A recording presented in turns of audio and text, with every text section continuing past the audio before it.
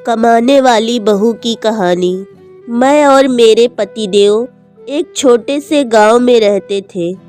मेरा एक ही बेटा था। मेरे पति की राशन की दुकान थी, जिससे हमने बेटे राज को इंजीनियरिंग की पढ़ाई करने के लिए बनारस भेजा था। कॉलेज में ही राज की दोस्ती मयूरी से हो गई और यह दोस्ती कब प्यार में बदल गई पता ही नहीं चला। कॉलेज की पढ़ाई पूरी होने पर बेटे ने माँ से मयूरी के बारे में बताया तो माँ बाप ने दोनों की शादी करवा दी।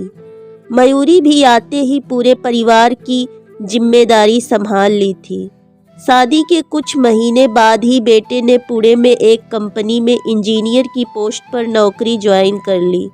शादी के साल भीतर में ही मयूरी गर्भवती हो गई। एक के बाद एक खुशी हमारे घर में आई। हम पति पत्नी अपने परिवार की खुशी में बहुत खुश थे। मयूरी ने एक सुंदर सी कन्या को जन्म दिया। पोती को पाकर हमारी खुशियों का ठिकाना ही नहीं रहा। मेरा बेटा तो इस नन्ही सी परी को अपने से अलग ही नहीं कर पा रहा था। हम पति पत्नी अपने बेटे के दुख को नहीं देख सकते थे, इसलिए हमने अपने बेटे को कहा, बेटा तू चिंता ना कर, अगली बार जब आना तो बहू और पोती को साथ लेकर चले जाना। तब तक बेटी भी थोड़ी बड़ी हो जाएगी। अगले ही वर्ष मेरे बहू बेटा और पोती परी पुणे चले गए। हम पति पत्नी फिर से अकेले हो गए। बहू ने भी बेटे की ही कंपनी में नौकरी ज्वाइन कर लिया था, इसलिए अब सिर्फ फ़ोन पर ही बात हो जाती थी। फिर भी हम पति पत्नी अपने जीवन को धीरे धीरे यादों के सहारे काट रहे थे। एक दिन अचानक ही मेरे पति के सीने में तेजी से दर्द होने लगा। किसी तरह अस्पताल ले जाया गया, लेकिन डॉक्टर उन्हें बचा नहीं पाए। बेटा बहू को भी बुलाया और बेटे ने पिता का अंतिम संस्कार किया। मैंने बहुत कोशिश की कि खुद को समझाने की। 13वीं के बाद सब मेहमान चले गए। माँ आप हमारे साथ पुणे चलो। पापा थे तब बात अलग थी, अब आप इधर गांव में अकेली कैसे रहेंगी? बेटा राज बोला। मैं सोच में पड़ गई। बेटा राज और बहू मयूरी दोनों इंजीनियर थे। बेटा और बहू के साथ रहने जाना मत, ऐसा मेरी सहेली ने कहा था, क्योंकि कमाने वाली बहू को बूढ़ी सास जरा सी भी पसंद नहीं होती। तेरे वहाँ जाने से उनकी स्वतंत्रता में बाधा आएगी और वह तुझे ताना मार मार के तेरा जीना हराम कर देंगे। ऐसी परिस्थिति में है बेटे और बहू के साथ जाने के अलावा मेरे पास दूसरा कोई विकल्प नहीं था। 55 साल की उम्र में मेरे घुटनों के दर्द की वजह से मुझे अपनी राशन दुकान चलाना भी आसान नहीं लग रहा था। 13वीं का पूरा खर्च बेटे ने उठाया, पर छोटे मोटे खर्च के लिए बेटे के सामने हाथ फैलाना मुझे पसंद नहीं था और हमने बचाए हुए थोड़े पैसे मुझसे खर्च हो गए थे। अब परिस्थिति ऐसी थी कि मेरे पास 50 रुपए भी नहीं थे और यह बातें सोचने में मैं राज को कोई उत्तर नहीं दे सकी। इतने में मयूरी बोली, माँ मुझे बताओ कि कौन सी साड़ी रख ली है, मैं आपकी बैग पैक कर रही हूँ। जब मयूरी ने ऐसा कहा तब मैं कुछ कह नहीं पाई, चुप रहकर उनके साथ पुणे आई। राज और मयूरी यह दोनों मेरा बहुत ख्याल रखते थे। हम सब साथ बैठकर खाना खाते थे। उनकी यादें नहीं आनी चाहिए, इसलिए दोनों मुझे बहुत खुश रखने का प्रयत्न करते। मेरी 7 साल की पोती परी तो दादी दादी कहते हुए मेरे पीछे पीछे भागती थी। मैंने कोई भी चीज़ मंगाई कि वह मुझे तुरंत लाकर देती थी। ये सब देखकर मेरे मन को बहुत शांति मिलती थी। मैं सोचने लगी कि लोग बेवजह ही आजकल के लड़के और लड़कियों को बदनाम करते हैं और कहते हैं कि बूढ़े माँ बाप का सम्मान नहीं करते, उनकी देखभाल नहीं करते।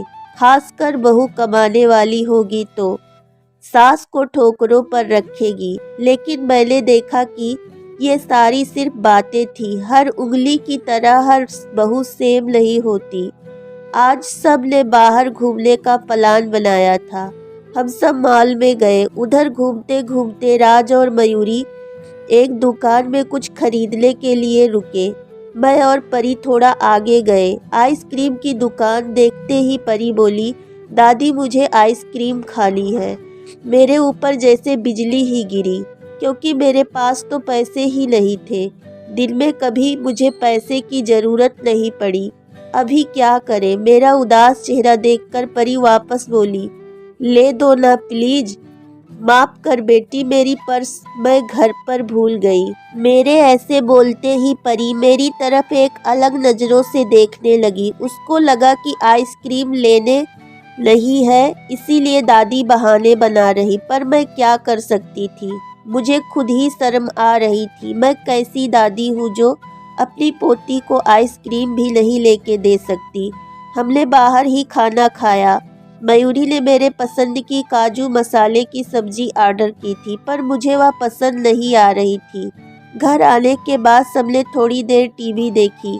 राज सोने गया। परी को क्या चाहिए और क्या नहीं वह देखने मयूरी उसके रूम में गई। मैं भी मेरे रूम में सोने जा रही थी, तभी मुझे परी की आवाज़ सुनाई दी, मम्मी दादी बहुत कंजूस हैं, तू ऐसा क्यों बोल रही है? हाँ मम्मी, हम जब मॉल में घूम रहे थे तब मैंने दादी से आइसक्रीम मांगी तो वह कहने लगी कि मेरी पर्स घर पर भूल गई हूँ। या अच्छा है क्या मम्मी? कंजूस दादी। परी क्या है, दादी के बारे में ऐसे बोलने से पहले तुमने सोचा नहीं क्या? तेरी दादी इस वक्त कितनी दुखी है, तू समझ नहीं सकती। दादी को कितना दुख है बेटा। दादी और दादाजी गांव में साथ रहते थे, तभी अचानक दादाजी हम सबको हमें हमेशा के लिए छोड़कर चले गए। जिस व्यक्ति के साथ हम 24 घंटे साथ रहते हैं, साथ उठना बैठना खाना पीना हम साथ करते हैं, हम सब अपना सुख दुख बांट लेते हैं, वही व्यक्ति जब अचानक हमको छोड़कर चला जाता है तो कितना दुख होता है। तू अभी नहीं समझ सकती। सोच, अचानक तेरे मम्मी पापा तेरे से बहुत दूर चले जाएं, इतने दूर कि वह कभी वापस नहीं आए, तब तुझे बुरा नहीं लगेगा क्या? नहीं मम्मी, मैं तुम दोनों के बिना नहीं रह सकती, परी बोली। बेटा फिर सोच कि दादाजी के बिना तेरी दादी कैसे रहती होंगी। ऐसी परिस्थिति में वह अपना पर्स घर भूल गई होंगी। तूने उनको कंजूस कहा, उनका प्यार तुझे नहीं दिखा क्या? जब भी तुझे स्कूल से आने में 5 या 10 मिनट भी लेट हो जाता है, तब वह बालकनी में खड़ी रहकर तेरी राह देखती है। उनके घुटने दर्द करते हैं तभी भी। बेटा किसी के बारे में अपनी राय बनाने से पहले उस व्यक्ति के दृष्टिकोण से सोचना चाहिए।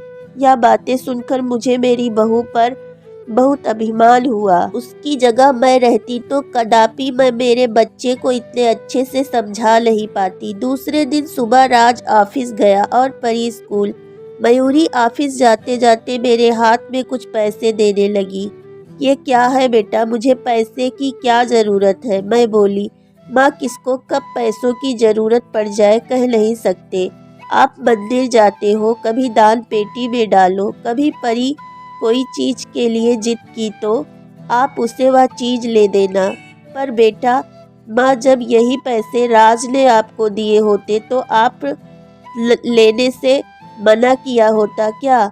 नहीं ना, आपकी बहू भी कमाती है तो आप अपनी बहू से पैसे क्यों नहीं ले सकती? मयूरी का कहना सुन के मेरी आंखों में आंसू आने लगे।